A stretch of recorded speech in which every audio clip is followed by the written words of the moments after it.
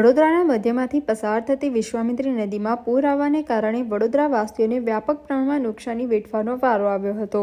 આ બાબતને લઈને નગરજનોના વેરા માફીના માંગ સાથે આજે વડોદરા મહાનગરપાલિકાની વડી કચેરી ખાતે શહેર કોંગ્રેસના પ્રમુખ ઋત્વિજ જોશીની આગેવાનીમાં પ્રદર્શન કરવામાં આવ્યું હતું। સૂત્રોચ્ચાર કરી વેરા માફીની માંગ કરવામાં આવી હતી। આ ઉપરાંત હાલમાં ચાલી રહેલી દબાણ હટાવ ઝુંબેશ અંતર્ગત લારી ગલ્લા હટાવવાનું બંધ કરવા પણ માંગ કરાઈ હતી।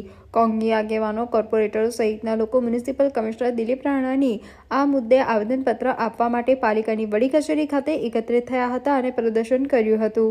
ભાજપના ભ્રષ્ટ અનગઢ વહીવટના કારણે આ વડોદરાની પ્રજાએ ત્રણ વખત પૂર જોયા અને એ પૂરમાં વડોદરાની પ્રજાને આર્થિક નુકસાન થયું।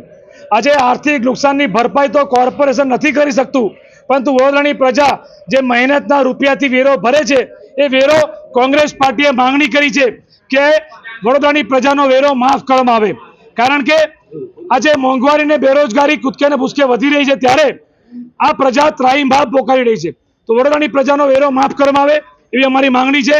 બીજી માંગણી કે આ વડોદરા શહેરમાં છેલ્લા એક અઠવાડિયાથી તમે જુઓ કે દબાણદાર અમે ગરીબોના લારી ગલ્લા હટાવવાનું કામ જે આ કોર્પોરેશન કરી રહ્યું છે એને અમે સખત શબ્દોમાં વખોડીએ છીએ। એટલા માટે કારણ કે સ્ટ્રીટ વેન્ડર પોલિસી જે છે એનું તો આ લોકો અમલ નથી કરી શકતા ભાજપના સત્તાધીશો, પરંતુ જે લોકો રોજબરોજની મજૂરી, ગરીબ ગલ્લા ચલાવે, દુકાન ચલાવે, નાના વેપારીઓને જેવી રીતે કનડગત કરીને નોટિસ આપ્યા વગર એમને લારી ગલ્લા ઉઠાવી દીધા, ઉઘાડી લૂંટ, દિન દહાડે લૂંટ કરી છે।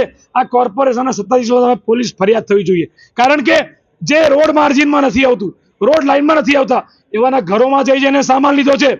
આવી લૂંટ સહન નહીં કરીએ।